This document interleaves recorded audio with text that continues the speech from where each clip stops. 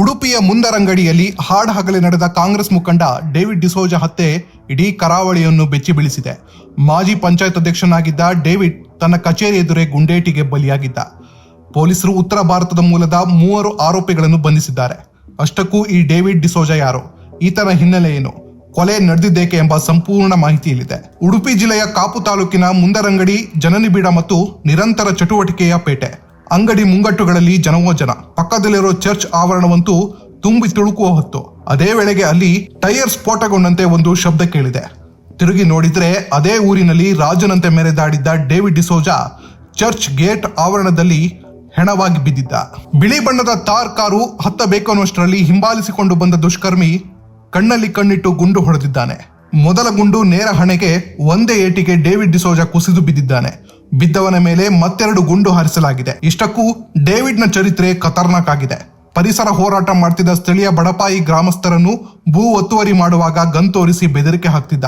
ಸಮಾಜದಲ್ಲಿ ಅತ್ಯಂತ ಹಿಂದುಳಿದ ಕೆಲ ಸಮುದಾಯದ ವ್ಯಕ್ತಿಗಳನ್ನು ಬಲಿಪಶು ಮಾಡಿಕೊಂಡು ತನ್ನೊಂದಿಗೆ ಇರಿಸಿ ತಾನು ನಡೆಸೋ 2 ನಂಬರ್ ಕೆಲಸಗಳಿಗೆ ಗುರಾಣಿಯಾಗಿ ಬಳಸ್ತಿದ್ದ. ಇದೇ ಕಾರಣಕ್ಕೆ ಮೈ ತುಂಬಾ ಕೇಸು ಹಾಕಿಸಿಕೊಂಡಿದ್ದ. ಈತನ ಮೇಲೆ 21 ಕೇಸ್ಗಳಿದ್ದು ಜೈಲಿಗೂ ಹೋಗಿ ಬಂದಿದ್ದ. ಕೊಲೆಗೂ ಮುನ್ನ ಡೇವಿಡ್ ಡಿಸೋಜ ಮೋದಿ ವಿರುದ್ಧದ ಹೋರಾಟಗಳ ಸ್ಟೇಟಸ್ ಹಾಕಿಕೊಂಡಿದ್ದ. ಅನೇಕರು ಮೋದಿಗೆ, ಕೇಂದ್ರ ಸರ್ಕಾರಕ್ಕೆ ತೆಗಳೋ ವಿಡಿಯೋಗಳನ್ನು ತನ್ನ ವಾಟ್ಸ್ಆಪ್ ಸ್ಟೇಟಸ್ ನಲ್ಲಿ ಇಟ್ಟಿದ್ದ. ಅದಾಗಿ ಕೆಲವೇ ಹೊತ್ತಲ್ಲಿ ಕೊಲೆಯಾಗಿದ್ದು ಇದರ ಬಗ್ಗೆಯೂ ಸಾಕಷ್ಟು ಚರ್ಚೆ ಆಗಿತ್ತು. ಸದ್ಯ ಪೊಲೀಸರು ಉತ್ತರ ಭಾರತ ಮೂಲದ 3 ಹಂತಕರನ್ನು ಬಂಧಿಸುವಲ್ಲಿ ಯಶಸ್ವಿಯಾಗಿದ್ದಾರೆ. ಹಂತಕರ ಕ್ರೈಮ್ ಡೈರಿ ಭಯಾನಕವಾಗಿದೆ. ಹಂತಕರ ವಿರುದ್ಧ ವಿವಿಧ ರಾಜ್ಯಗಳಲ್ಲಿ ಕೊಲೆ, ಹಲ್ಲೆ ಹಾಗೂ ದರೋಡೆ ಪ್ರಕರಣಗಳಿವೆ. A1 ಆರೋಪಿ ರಾಜುವಿನ ಮೇಲೆ ಮಹಾರಾಷ್ಟ್ರ, ದೆಹಲಿ, ಉತ್ತರ ಪ್ರದೇಶ, ರಾಜಸ್ಥಾನ ಸೇರಿ 5 ರಾಜ್ಯಗಳಲ್ಲಿ ಕೊಲೆ, ಮಹಿಳೆಯರ ಮೇಲೆ ಹಲ್ಲೆ, ದರೋಡೆ ಸೇರಿ 26 ಕೇಸ್ಗಳಿವೆ.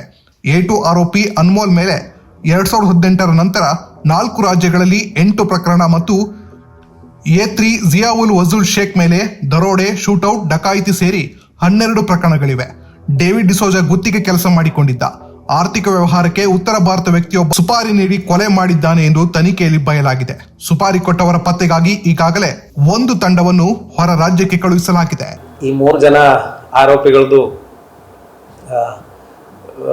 CCTVಯಲ್ಲಿ ತುಂಬಾ ಕ್ಲಿಯರ್ ಆಗಿ ಮ್ಯಾಚಿಂಗ್ ಆಗಿರೋದ್ರಿಂದ ಮತ್ತೆ ಅವ್ರದ್ದು ಕ್ರಿಮಿನಲ್ ಹಿನ್ನೆಲೆ ಚೆಕ್ ಮಾಡಿದಾಗ ಇದರಲ್ಲಿ ಮೇನ್ ಆರೋಪಿ ಆಗಿರುವಂತಹ ರಾಜು ಎಂಬವರು ಉತ್ತರ ಪ್ರದೇಶನವರು. ಅವ್ರ ಮೇಲೆ ನಮಗೆ ಸದ್ಯಕ್ಕೆ ಪೊಲೀಸ್ ರೆಕಾರ್ಡ್ಸಲ್ಲಿ 26 ಪ್ರಕರಣಗಳು ಸಿಕ್ಕಿದೆ. ಅದರಲ್ಲಿ ಇದೇ ಥರ ವೆಪನ್ಸ್ ಯೂಸ್ ಮಾಡಿರುವಂಥದ್ದು, ಮರ್ಡರು, ಎಕ್ಸ್ಟಾರ್ಷನ್ ಮತ್ತು ಮಹಿಳೆಯರ ಮೇಲೆ ಹಲ್ಲೆ ಆಗಿರುವಂಥದ್ದು, ಈ ಥರ ಸುಮಾರು, ಮತ್ತು ರಾಬರಿ, ಈ ಥರ ಸುಮಾರು ಪ್ರಕರಣಗಳು ನಮಗೆ 5 ಬೇರೆ ಬೇರೆ ಸ್ಟೇಟ್ಗಳಲ್ಲಿ ಮಾಡಿದ್ದಾಗಿ ಕಂಡು ಬಂದಿದೆ. ಮಹಾರಾಷ್ಟ್ರ, ಡೆಲ್ಲಿ, ಉತ್ತರ ಪ್ರದೇಶ, ರಾಜಸ್ಥಾನ್ ಮತ್ತು ಇತರ ಸ್ಟೇಟ್ಗಳಲ್ಲಿ 5 ಸ್ಟೇಟ್ಗಳಲ್ಲಿ ಆರೋಪಿ A1 ಸದ್ಯಕ್ಕೆ ನಮಗೆ ಸಿಕ್ಕಿರುವಂಥದ್ದು. ಇನ್ನೂ ಅಡಿಷನಲ್ ಕೇಸಸ್ ಆಗಲಿಕ್ಕೆ ಸಾಧ್ಯತೆ ಇದೆ. ನಮಗೆ ಫುಲ್ ಡೇಟಾ ಸಿಗಲಿಲ್ಲ. ಇನ್ನೊಬ್ಬ ಆರೋಪಿ ಅಜಯ್ ರಸ್ತೋಗಿ ಎಲಿಯಾಸ್ ಅನ್ಮೋಲ್ ಅಂತ ಹೇಳಿ, ಅವರು ಉತ್ತರಾಖಂಡ್ ಮೂಲದವರು. ಅವರದ್ದು ಸದ್ಯಕ್ಕೆ 2018 ನಂತರ ಆಗಿರುವಂಥ ಕೇಸಸ್ ನೋಡಿದರೆ ಅವರ ಮೇಲೂ ಸದ್ಯಕ್ಕೆ ನಮಗೆ 8 ಪ್ರಕರಣಗಳಾಗಿರೋದ್ರ ಬಗ್ಗೆ ಮಾಹಿತಿ ಸಿಕ್ಕಿದೆ. ಅದು ಸಹ 4 ಬೇರೆ ಬೇರೆ ಸ್ಟೇಟ್ಗಳಲ್ಲಿ ಆಗಿರುವಂಥದ್ದು ಕಂಡು ಬಂದಿದೆ. 3ನೇ ಆರೋಪಿ ಜಿಯಾವುಲ್ಲಾ ಅಂತ ಹೇಳಿ, ಜಿಯಾವುಲ್ ವಜುಲ್ ಶೇಖ್ ಎಲಿಯಾಸ್ ದೀಪಕ್ ಅಂತ ಹೇಳಿ, ಆ ವ್ಯಕ್ತಿದು ಕ್ರಿಮಿನಲ್ ಹಿನ್ನೆಲೆ ಚೆಕ್ ಮಾಡಿದಾಗ ಮುಂಬೈ ಪೊಲೀಸಲ್ಲಿ ಸದ್ಯಕ್ಕೆ 12 ಕೇಸಸ್ ಡೀಟೇಲ್ಸ್ ಸಿಕ್ಕಿದೆ. ಅದರಲ್ಲಿ ರಾಬರಿ, ಡಕಾಯಿಟಿ, ಫೈರಿಂಗ್ ಇನ್ಸಿಡೆಂಟ್ಸ್ ಆಗಿರೋದೆಲ್ಲ ನಮಗೆ ಕಂಡು ಬಂದಿದೆ. ಮತ್ತು ಫರ್ದರ್ ಬೇರೆ ಬೇರೆ ಸ್ಟೇಟ್ಗಳಿಗೆ ಕಳಿಸಿ ಪ್ರತಿಯೊಬ್ಬರ ವ್ಯಕ್ತಿಗಳ ಬಗ್ಗೆ ನಾವು ಮತ್ತೆ ಮಾಹಿತಿ ಕಲೆ ಹಾಕ್ತೀವಿ.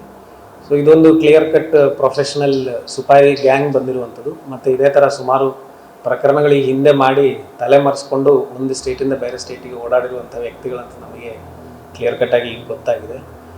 ಇನ್ನು ನೆಕ್ಸ್ಟ್ ಪ್ರಶ್ನೆ ಬಂದಿರುವುದು, ಇವರಿಗೆ ಯಾರು ಈ ಸುಪಾರಿ ಕೊಟ್ಟಿದ್ದಾರೆ, ಅದೇ ರೀತಿ ಯಾವ ಕಾರಣಕ್ಕೆ ಈ ವ್ಯಕ್ತಿ ನಮ್ಮ ಡೇವಿಡ್ ಡಿಸೋಜ ಅವರನ್ನು ಮರ್ಡರ್ ಮಾಡೋಕ್ಕೆ ಆಗಿದೆ ಅಂಥದ್ದು. ಸೊ ನಮಗೆ ಪ್ರಾಥಮಿಕವಾಗಿ ಸಿಕ್ಕಿರುವಂಥ ಮಾಹಿತಿ ಪ್ರಕಾರ ನಾರ್ತ್ ಇಂಡಿಯಾದಲ್ಲಿರುವಂತಹ ಒಂದು ಸ್ಟೇಟಲ್ಲಿರುವಂತಹ ಒಬ್ಬ ವ್ಯಕ್ತಿ, ಇವರೊಟ್ಟಿಗೆ ಫೈನಾನ್ಷಿಯಲ್ ವ್ಯವಹಾರ ಇದ್ದ ಒಬ್ಬ ವ್ಯಕ್ತಿ ಈ ಕೆಲಸವನ್ನು ಮಾಡಿಸಿದ್ದಾರೆ ಅಂತ ನಮಗೆ ಪ್ರಾಥಮಿಕವಾಗಿ ತಿಳಿದು ಬಂದಿರುವುದು. ಅದು ಸದ್ಯಕ್ಕೆ ತನಿಖೆಯಲ್ಲಿ ಇರೋದ್ರಿಂದ ಅದರದ್ದು ಫರ್ದರ್ ಡೀಟೇಲ್ಸ್ ನಮಗೆ ಡಿಸ್ಕ್ಲೋಸ್ ಮಾಡೋಕ್ಕಾಗಲ್ಲ. ಮತ್ತು ಅದಲ್ಲದೆ ಇಲ್ಲಿ ಅವರು ಘಟನೆಗೆ ಯೂಸ್ ಮಾಡಿರುವಂಥ ಮೋಟರ್ ಸೈಕ್ಲು ಯರ್ಮಾಳ್ ಹತ್ರ ಬಿಟ್ಟು ಹೋಗಿರುವಂಥದ್ದು ನಮ್ಮ ಗಮನಕ್ಕೆ ಬಂದು ಅದನ್ನು ಮಾಜರ್ ಮಾಡಿ ಸೀಸ್ ಮಾಡಿದ್ದೀವಿ. ಅದೇ ರೀತಿ ಘಟನೆಗೆ ಯೂಸ್ ಮಾಡಿರುವಂಥ ಪಿಸ್ಟಲ್ ಏನಿದೆ ಅದನ್ನು ಸೀಸ್ ಮಾಡಿ ರಿಕವರಿ ಆಗಿದೆ. ಇವರೆಲ್ಲ ಪ್ರೊಫೆಷ್ನಲ್ಸ್ ಇದ್ದಾರೆ. ಪ್ರತಿಯೊಬ್ಬರ ಹತ್ರ 2-3 ಫೋನ್ಸು ಮತ್ತು 3 ಅಥವಾ 4 ಸಿಮ್ ಕಾರ್ಡ್ಸು ಮತ್ತು ಯಾವ ಲೆವೆಲಿಗೆ ಅಂತ ಹೇಳಿದರೆ ಇದರಲ್ಲಿ ಇರುವಂಥ 3 ವ್ಯಕ್ತಿಗಳಿಗೆ ಒಬ್ಬೊಬ್ರದ್ದು ನಿಜವಾದ ಹೆಸರು ಅಥವಾ ಐಡೆಂಟಿಟಿ ಬಗ್ಗೆ ಫುಲ್ ಕ್ಲಾರಿಟಿ ಇಲ್ಲ. ಆ ಒಂದು ಲೆವೆಲ್ ಆಫ್ ಪ್ರತಿಯೊಬ್ಬರಿಗೂ 2-2, 3-3 ಐಡೆಂಟಿಟೀಸ್ ಇಟ್ಕೊಂಡು ಪ್ರೊಫೆಷ್ನಲ್ ಕಿಲ್ಲರ್ಸ್ ಆಗಿ ಓಡಾಡ್ತಿರುವಂಥದ್ದು ಕಂಡು ಬಂದಿದೆ.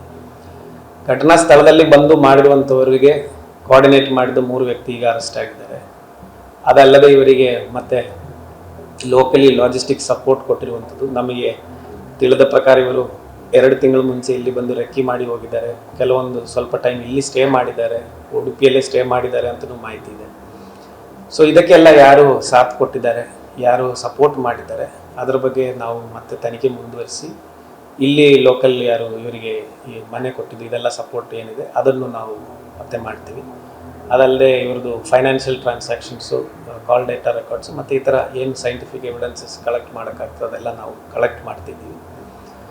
ಈಗಾಗಲೇ ಒಬ್ಬ ಸಸ್ಪೆಕ್ಟ್ ವ್ಯಕ್ತಿಯನ್ನು ನಮಗೆ ಡೌಟ್ ಇರುವಂಥದ್ದಕ್ಕೆ ನಮ್ಮ ತಂಡ ಆಲ್ರೆಡಿ ನಾರ್ತ್ ಇಂಡಿಯನ್ ಸ್ಟೇಟ್ಸ್ ಹೊರಟಿದ್ದಾರೆ.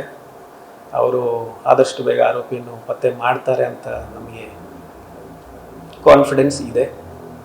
ಮತ್ತು ಇದಾಗಿರುವಂಥದ್ದು ಬೇಸಿಕಲಿ ನಮಗೆ ತಿಳಿದ ಪ್ರಕಾರ ಏನು UPCLಲ್ಲಿ ಕಾಂಟ್ರಾಕ್ಟ್ ವರ್ಕ್ ಕೆಲಸ ಮಾಡ್ತಿದ್ದಾರೆ ಅದರ ಸಂಬಂಧಪಟ್ಟ ಹಾಗೆ ಹಣದ ವಿಚಾರದಲ್ಲಿ ಇನ್ನೊಬ್ಬ ವ್ಯಕ್ತಿಯೊಟ್ಟಿಗೆ ಆಗಿರುವಂತಹ ಹಣದ ವಿಚಾರದ ವ್ಯತ್ಯಾಸ ಅಂತ ನಮಗೆ ಸಿಕ್ಕಿರುವಂಥ ಎವಿಡೆನ್ಸಸ್ಸು ಮತ್ತು ಕನೆಕ್ಟ್ ಆಗಿರುವಂಥ ಸೈಂಟಿಫಿಕ್ ಎವಿಡೆನ್ಸಸ್ ಇದೆ ಇದವರೆಗೆ ಗೊತ್ತಾಗಿರೋದು.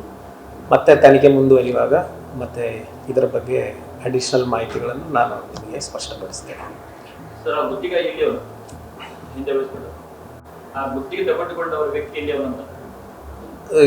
ಒನ್ ಆಫ್ ದ ನಾನು ಹೇಳಿದ್ದು ಉತ್ತರ ಪ್ರದೇಶ್, ಹರಿಯಾಣ, ರಾಜಸ್ಥಾನ್, ಪಂಜಾಬ್ ಈ ಏರಿಯಾದಿಂದ ಇದ್ದಾರೆ ಅಂತ ನಮಗೆ ಪ್ರಾಥಮಿಕ ಮಾಹಿತಿ ಇರೋದು. ಅದನ್ನು ಹುಡುಕ್ಲಿಕ್ಕೆ ನಮ್ಮ ಟೀಮ್ ಕಳಿಸಿದ್ದೀವಿ.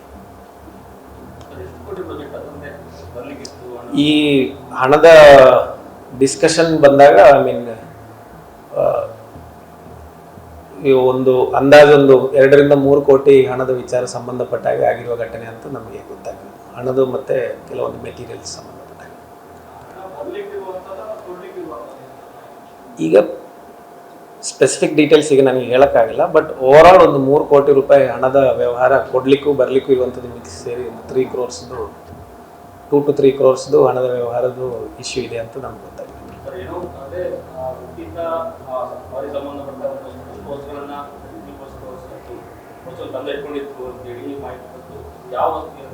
ಅದು ತನಿಖೆ ಮಾಡ್ತಾ ಇದ್ದೀವಿ. ನನಗೆ ಸ್ಪೆಸಿಫಿಕ್ಲಿ ಈಗ ಅದರ ಬಗ್ಗೆ ಹೇಳೋಕ್ಕಾಗಲ್ಲ. ಯಾಕೆಂದರೆ ಈಗಲೂ ನಮಗೆ ಮೇಲ್ಮೇಲಿಂದ ಮೋಟಿವ್ ಮತ್ತು ಈ ಥರ ಡೀಟೇಲ್ಸ್ ಗೊತ್ತಾಗಿರೋ ಸ್ಪೆಸಿಫಿಕ್ಸು ಯಾವ ಅಮೌಂಟು ಎಷ್ಟು ಯಾರಿಗೆ ಕೊಡಲಿಕ್ಕಿತ್ತು ಅದರ ಬಗ್ಗೆ ಫುಲ್ ಕ್ಲಾರಿಟಿ ನಮಗಿಲ್ಲ. ಹಾಗೆ ನಾನು ಈಗ ಹೇಳಿದರೆ ತಪ್ಪಾಗ್ತದೆ.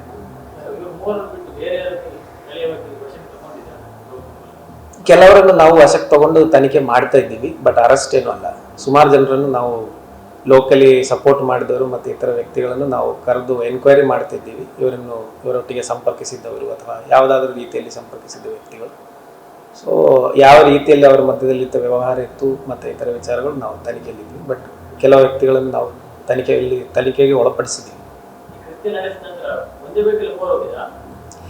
ಈಗ ನಮ್ಮದು CCTV ಫುಟೇಜ್ ಪ್ರಕಾರ ಕೃತ್ಯ ಆ ವ್ಯಕ್ತಿಯನ್ನು ತೋರಿಸಿ ಒಬ್ಬ ವ್ಯಕ್ತಿ ನಡ್ಕೊಂಡು ಆ ಡೈರೆಕ್ಷನ್ಗೆ ಹೋಗ್ತಾರೆ ಮತ್ತು 2 ಜನ ಬೈಕಲ್ಲಿ ಹೋಗ್ತಾರೆ. ಆಮೇಲೆ 3ನೇ ವ್ಯಕ್ತಿಯ ಬೈಕಲ್ಲಿ ಹತ್ತಿ ಹೋಗಿದ್ದಾರೆ ಅಥವಾ ಬೇರೆ ಗಾಡಿಯಲ್ಲಿ ಹೋಗಿದ್ದಾರೆ. CCTV ಚೆಕ್ ಮಾಡಬೇಕಾಗ್ತದೆ. ಬೈಕು ಅದೇ ಬೈಕಲ್ಲಿ ಲೋಕಲಿ ಯಾರೋ ಸಪ್ಲೈ ಮಾಡಿದ್ದಾರೆ ಅಂತ ನಮಗೆ ಪ್ರಾಥಮಿಕ ಮಾಹಿತಿ ಇರೋದು. ಅದು ಕಂಡುಹಿಡಿತೀನಿ ಅಂತ ನಮ್ಮದು ಪ್ರಿಲಿಮಿನರಿ ಅಸೆಸ್ಮೆಂಟ್. ಬೇರೆ ಎಲ್ಲಿಂದಾದ್ರೂ ತಂದಿದ್ದಾರೆ ನೋಡಬೇಕು. ಬಟ್ ಬೈಕಲ್ಲಿ ಫೇಕ್ ನಂಬರ್ ಪ್ಲೇಟ್ ಹಾಕಿರೋದು, ನಕಲಿ number plate. School bus number plate ಹಾಕಿದ್ದಾರೆ. ಸ್ಕೂಲ್ ಬಸ್ಸದ ನಂಬರ್ ಪ್ಲೇಟ್ ಹಾಕಿದ್ದಾರೆ ಬೈಕ್ ಮೇಲೆ. ಅದೇ ನಂಬರ್ ಹಾಕಿದ್ದಾರೆ, ಆ ಪ್ಲೇಟ್ ಕದ್ದು ಹಾಕಿದ್ದಾರೆ.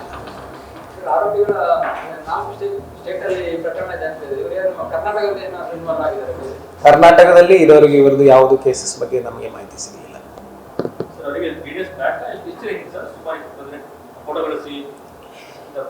ಇದು ನಮ್ಮ ಅನುಮಾನ ಪ್ರಕಾರ ಈ ಪ್ಲಾನಿಂಗ್ ಮಾಡಬೇಕು ಅಂತ ಪ್ಲಾನಿಂಗ್ ಅಥವಾ ಈ ಥರ ಇದು ಮಾಡಬೇಕು ಅಂತ plan at least 2 months before start ಆಗಿದೆ.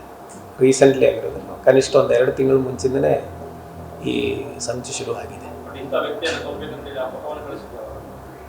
ನಾವು ಫೋನ್ ಮತ್ತು ಈ ಥರದ ಅನಾಲಿಸಿಸ್ ಮಾಡುವಾಗ ಗೊತ್ತಾಗ್ತದೆ. But planning has started 2 months back. ಈ ವ್ಯಕ್ತಿಗಳು ಒಂದು 2 ತಿಂಗಳು ಮುಂಚೆ ಇಲ್ಲಿ ಬಂದು ಇದರಲ್ಲಿ ಒಬ್ಬರಿಬ್ಬರು ವ್ಯಕ್ತಿಗಳು ಬಂದು ನೋಡಿಕೊಂಡು ಹೋಗಿದ್ದಾರೆ ಪರಿಸ್ಥಿತಿ ಏನಿದೆ ಅಂತ, ಎಲ್ಲಿದೆ ಅಂತ. ನಮಗೆ ಈ ಬೇರೆ ಬೇರೆ ಸ್ಟೇಟ್ದು ಡೇಟಾ ಬರಲಿಕ್ಕಿದೆ, ಅಲ್ಲಿ ಅರೆಸ್ಟ್ ಆಗಿದೆ ಇಲ್ವಾ ಅಥವಾ ಅದೇ ರೀತಿ ಅಲ್ಲಿ ಆಗಿರೋ ಸೆಕ್ಷನ್ಸ್ ಡೀಟೇಲ್ಸ್ ನಮಗೆ ಫುಲ್ ಡೀಟೇಲ್ ಆಗಿ ಸಿಗಲಿಲ್ಲ. ಅದು ಸಿಗುವಾಗ ನಾನೇ ಗ್ರೂಪ್ಗೆ ಶೇರ್ ಮಾಡ್ತೀನಿ. I will share it with you. ಇನ್ನು ನನ್ನ ಅನಿಸಿಕೆ ಪ್ರಕಾರ ಈ ಪ್ರಕರಣದಲ್ಲಿ ನಾವು ಅರೆಸ್ಟ್ ಮಾಡಿರುವಂಥದ್ದು ಸ್ಪಾಟಲ್ಲಿ ಆಗಿರುವಂಥದ್ದು. ಇನ್ನೂ ಸುಮಾರು ಕೆಲಸ ಉಳಿದಿದೆ. ಅದಾದಮೇಲೆ definitely we will recommend for arrest and rewards. But ಇದೊಂದು ಲಾಜಿಕಲ್ ಕನ್ಕ್ಲೂಷನ್ಗೆ ತರಬೇಕು, ಅದು ಮೋಸ್ಟ್ ಇಂಪಾರ್ಟೆಂಟ್.